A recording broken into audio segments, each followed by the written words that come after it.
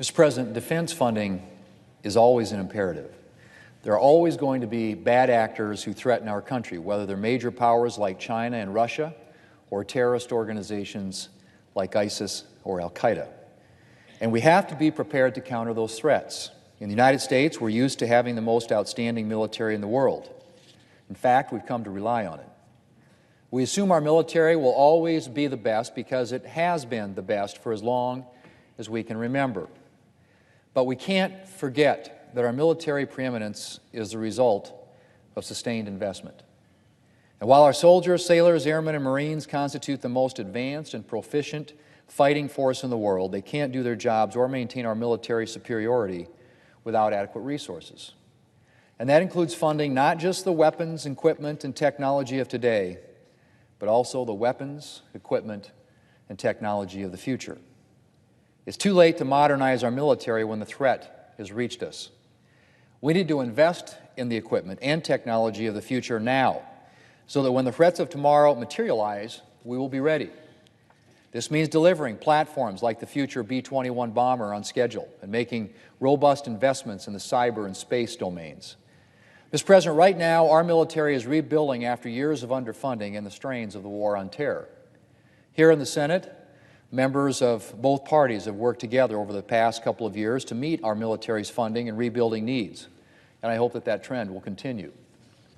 In November 2018, the Bipartisan National Defense Strategy Commission released a report warning that our readiness had eroded to the point where we might struggle to win a war against a major power like Russia or China. And the Commission noted that we would be especially vulnerable if we were ever called on to fight a war on two fronts.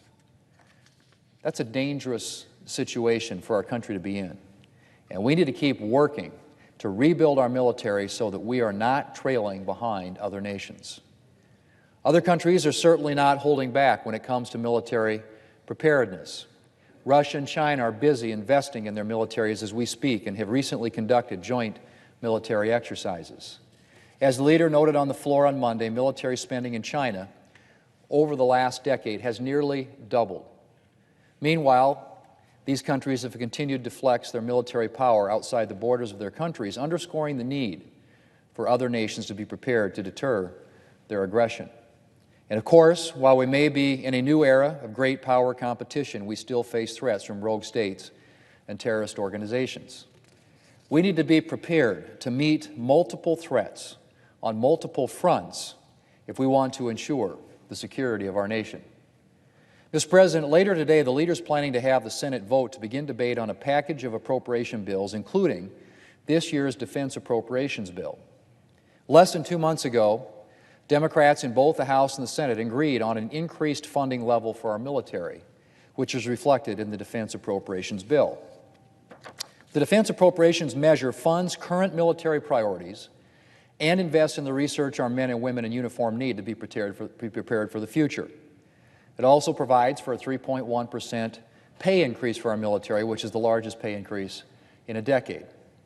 It would be very disappointing, Mr. President, if Democrats chose now to play politics and to put their personal political agenda over the security of our country and the welfare of our men and women in uniform. The military needs to be funded through regular order appropriation bills, not through temporary funding measures that leave the military in doubt about funding levels and unable to start essential new projects. So I hope, Mr. President, that our Democrat colleagues will honor the commitment that they just made and to work with Republicans to pass the defense appropriations package before the end of the fiscal year. Likewise, I hope Senate Democrats will resist the temptation to play politics over this year's National Defense Authorization Bill and will work with us to initiate a conference with the House to resolve our differences. Our colleagues have the opportunity to take both of these important steps this week.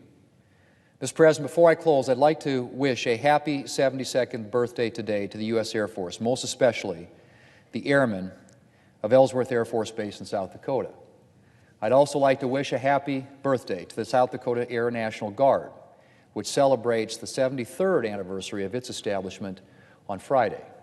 The Guard's 114th Fighter Wing recently had a change of command.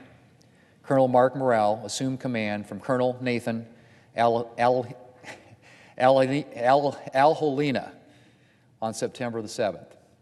I wish the Fighting Lobos continued success under their new leadership, and I wish Colonel Al-Holina the best and thank him for his many years of service.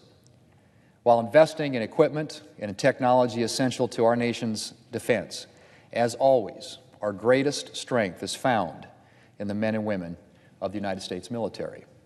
It is first and foremost because of their dedication and sacrifice that all of us live in freedom. Mr. President, I hope the men and women of Ellsworth Air Force Base and the South Dakota Air National Guard enjoy their celebrations this week. They are well deserved. Mr. President, I yield the floor.